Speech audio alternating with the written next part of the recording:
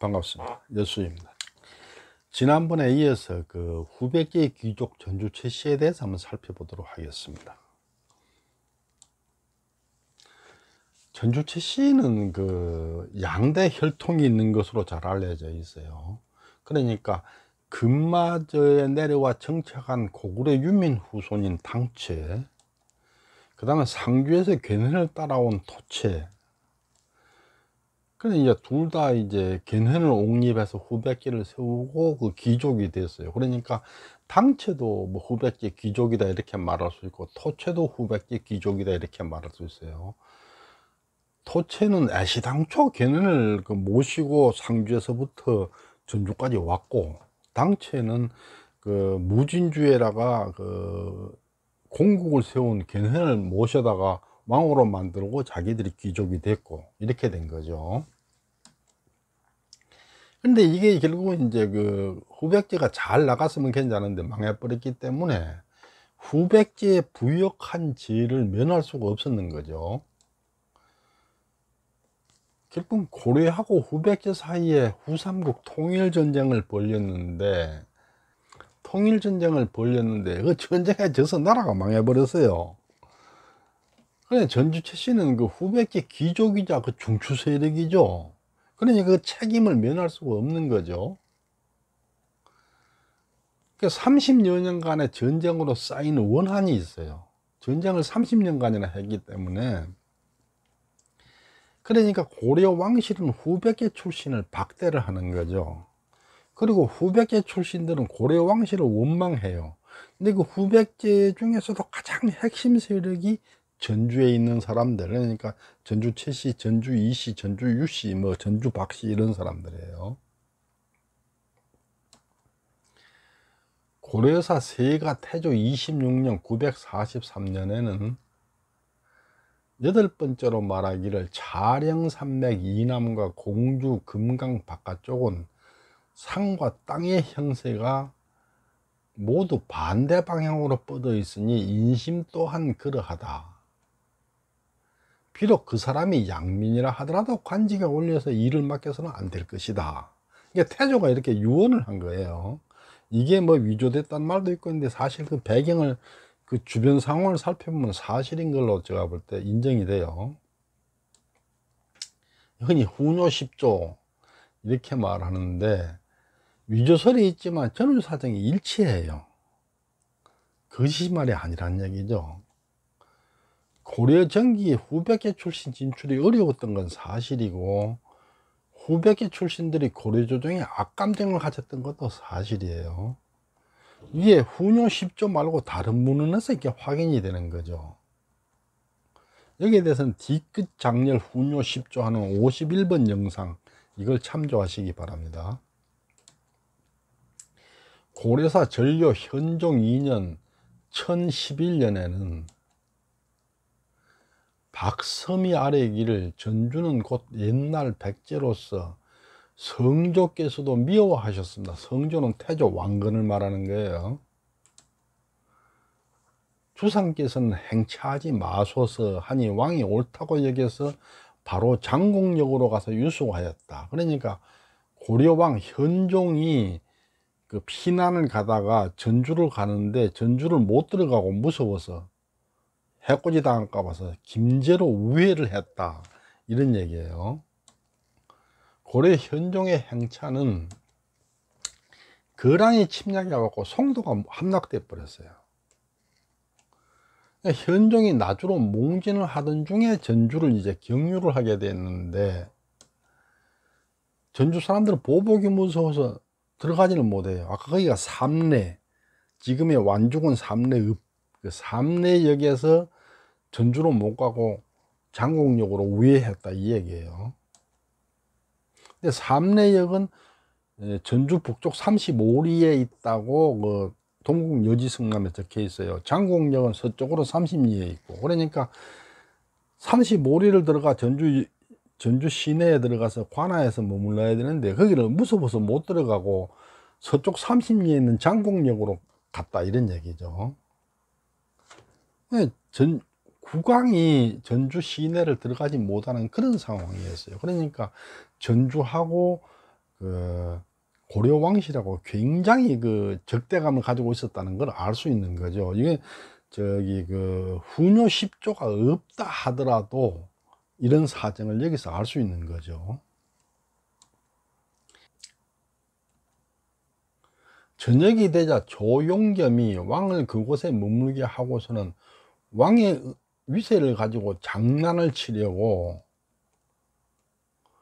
전운사 이재, 순검사 채집, 전중소감 유순건, 이 사람은 전주이씨, 전주채씨, 전주유씨예요. 전주채씨가 여기 들어있잖아, 채집이. 흰 표지를 모자에 꽂고 북을 치고 소리를 지르면서 나아갔다. 말하자면 왕한테 이제 말하자면 시위를 하는 거예요. 옛날 왕조 시대에서 있을 수가 없는 일이죠. 지 채문이 사람을 시켜서 문을 닫고 굳게 지키니 적이 감히 들어오지 못하였다. 여기 적이라고 썼어요. 적이. 적불 감히 적이 들어오지 적이라고 적었어요. 전주 호족 후손 채집. 호족에서 격화된 전주 향례예요. 전주는 그 당시 저 고려 성종 때 호족들이 막 뭐 당대등이니 성준이 뭐 이렇게 자기 나름대로 부르는 걸 싹 격화를 해서 향리로 만들어 버렸죠. 그리고 향리를 이제 세습을 하게 했는데 격화된 향리죠. 근데 세계를 알 수, 탕체인지 토체인지 알 수가 없어요. 기록이 없으니까. 그런데 멸망한 후백제 귀족 후손들이 고려에 반감을 가졌다는 것은 여기서 명확하게 드러나고 있죠. 그러니까 이제 고려 왕실이 어려움에 봉착한 기회를 봐서 장난을 친 거죠. 근데 사실 이 장난을 전주에서만 친 게 아니에요. 그 현종이 내려가면서 엄청나게 많은 수모를 당해요. 그중 가장 크게 수모를 당한 데가 전주일 뿐인 거죠.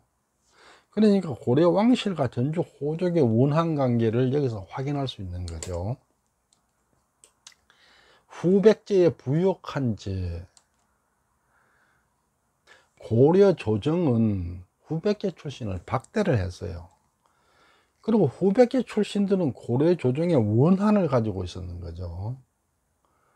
근데 이게 이제 고려 정기 이제 그 세월이 흐르면서 점차 이제 그 완화가 돼 풀려나가는 거죠. 그리고 이제 과거제도 영향으로 과거에 급제해서 배설해 나가 버리니까 이제 문제가 해결이 되게 되는 거죠. 삼국 통일 이후에 맞이한 전주 채씨의 위기를 한번 살펴보겠습니다. 크게 세 번의 그 위기가 있는데, 첫 번째 그 신문왕 4년 684년에 금마저에서 그 소요 사태가 일어났어요. 고구려 유면 세력을 열화를 시킬 목적으로 말하자면 신라 조정에서 이제 그 일을 꾸몄는 거죠. 그래가지고 안승의 조카 대문, 안승을 이제 서울로 데려가 버리고 핵심 코어를 빼서 세력을 없애버리려 하는데, 그 밑에 조카 대문이 다시 세력을 규합할 것 같으니까 대문을 제거를 했는 거예요.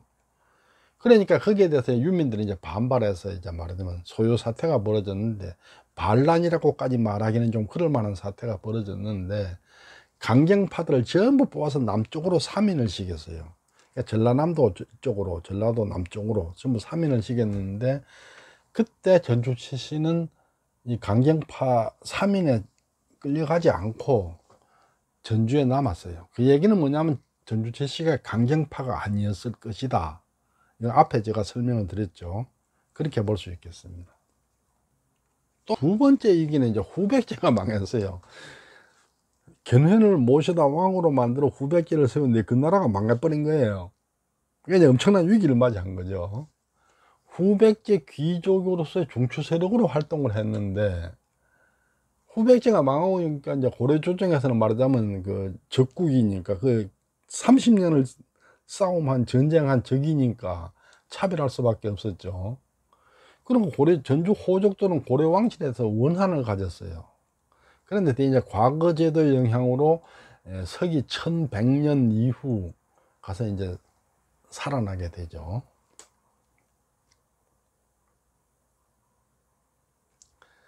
마지막으로 고려 말 1355년에 그 에스푸카 강변 사건이라는 사건이 전주에서 벌어져요. 이건 이제 한참 뒤에 가서 제가 설명을 할 일인데, 이 에스푸카 강금 사건으로 전주가 엄청난 위기를 맞아요. 그 당시 이제 원나라의 속국일 때니까 원나라 의향사 에스푸카가 와서 행패를 부리는 전주에서. 그러니까 전주 사람들이 에스푸카를 잡아가지고 가다 버렸어요. 그리고 이제 막 좀 이제 두드럽게 패고 이제 말하자면 행패를 부렸는 거죠. 그러니까 전주를 원래 전주부인데 전주부를 부곡으로 강등을 시켜버렸어요. 부곡은 천민들만 사는 나라거든요. 그러니까 천문이 사는 부곡으로 전락되는 위기를 맞은 거예요. 이리 되면은 천민이 되든지 아니면 거기를 떠나 다른 곳으로 가서 살아야 돼요. 이런 위기를 당했었는데 그냥 뒤에 금방 쉽게 해결이 됐죠. 이상 그 두 번에 걸쳐서 후백제 귀족 전주채 시에 대해서 알아봤습니다. 다음번에는 그 당나라 유학을 했던 신라 3체 중에 한 사람인 신라문인 최승우, 이분에 대해서 세 번으로 나누어서 한번 살펴보도록 하겠습니다. 경청해 주셔서 감사합니다.